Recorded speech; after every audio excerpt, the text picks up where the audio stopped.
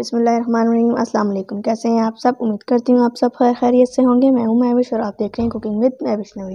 एक नई वीडियो, एक नई रेसिपी के साथ फिर हाजिर हूँ आपकी खिदमत में। आज हम बनाने जा रहे हैं हलवाई स्टाइल में नरम और फुल्का पूड़ी, जो बहुत ही मज़े की बनती है और बहुत ही आसानी से आप घर पर तैयार कर सकते हैं। तो वीडियो की जानिब जाने से पहले अगर आप हमारे चैनल पर नए हैं तो हमारे चैनल को सब्सक्राइब कर लें और बेल आइकन के बटन को भी ज़रूर प्रेस कर लें। इससे आपको हमारी हर नई आने वाली वीडियो की अपडेट सबसे पहले मौसूल होगी।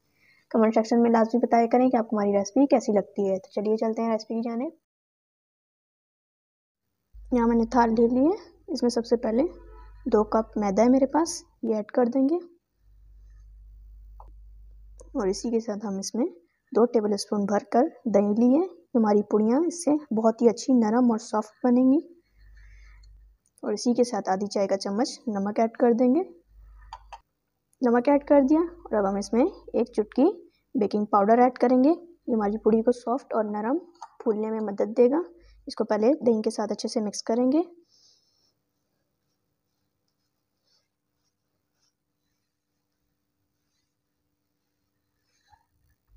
दही के साथ मैंने इसको अच्छे से मिक्स कर लिया और यहाँ मेरे पास नीम गर्म पानी है। ज़्यादा गर्म नहीं लेना, बस हल्का सा मामूली से गर्म लेंगे।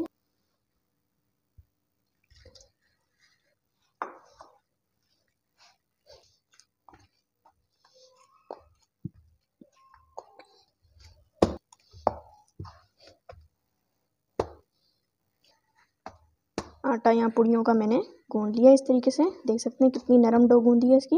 इस तरीके से हमारा आटा नरम होना चाहिए।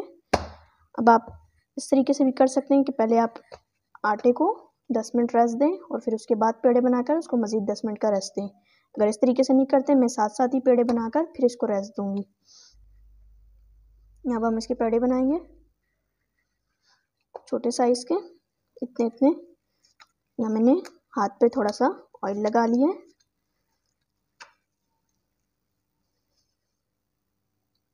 इस साइज़ के मैंने इसके पेड़े बना लिए। इसी तरीके से मैं सारे पेड़े तैयार कर लूँगी।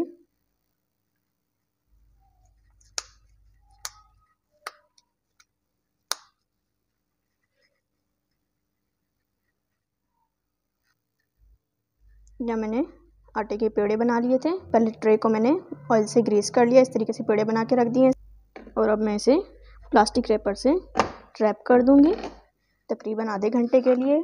आधे घंटे का रेस्ट आपने इसे लाजमी देना है ताकि हमारी पूड़ियाँ बहुत ही अच्छी और सॉफ्ट बने।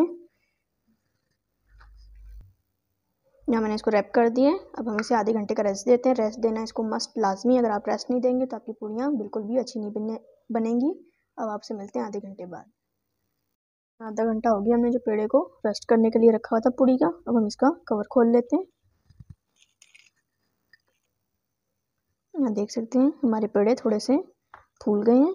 अब हम इसको लेंगे और इसको नीचे बेल लेंगे। पहले थोड़ा हाथ की मदद से इसको बड़ा करेंगे।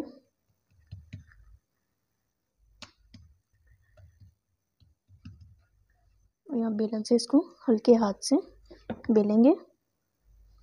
थोड़ा सा ऑयल ग्रीस कर लें। अगर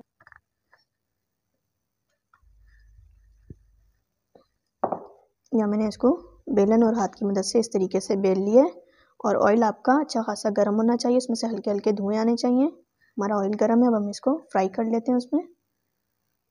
हमारा ऑयल गर्म है, हम इसमें अपनी पूड़ी फ्राई करने के लिए डाल देंगे।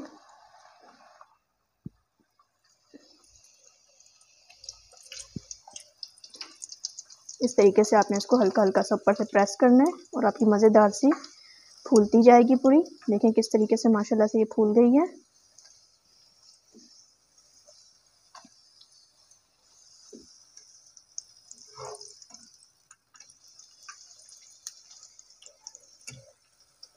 ये हमारी मज़ेदार सी पूड़ी बिल्कुल रेडी हो गई है। तो हम इसको छान कर निकाल लेते हैं और इसी तरीके से सारी पूड़ियों को फ्राई कर लेंगे।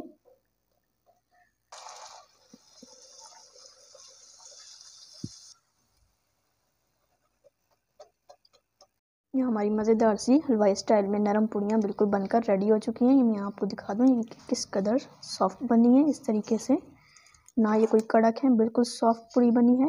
आपने ज़रूर ट्राई करनी है एक बार स्टेप। مس نہیں کرنا، آپ نے ویڈیو کو لاسٹ تک دیکھا کریں تاکہ آپ سے کوئی بھی سٹیپ مس نہ ہو اور آپ کی ریسپی خراب نہ ہو۔ اور یہاں میں نے اس کو کنڈا کھیر کے ساتھ سرو کیا ہے۔ اس کی ریسپی اگر آپ نے نہیں دیکھی ابھی تک تو اس کا لنک آپ کو ڈسکرپشن میں مل جائے گا، آپ وہاں سے جا کر یہ ریسپی دیکھ سکتے ہیں۔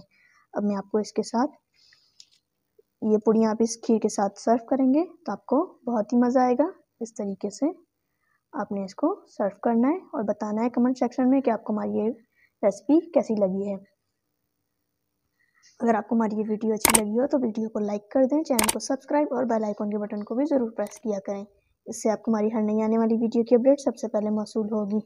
کمنٹ کر کے لازمی بتایا کریں کہ آپ کو ہماری ریسپی کیسی لگتی ہے۔ ویڈیو کو زیادہ سے زیادہ شیئر کیا کریں۔ انشاءاللہ ایک نئی ویڈیو ایک نئی ریسپی کے ساتھ پھر ملوں گی، تب تک کے لیے اللہ حافظ۔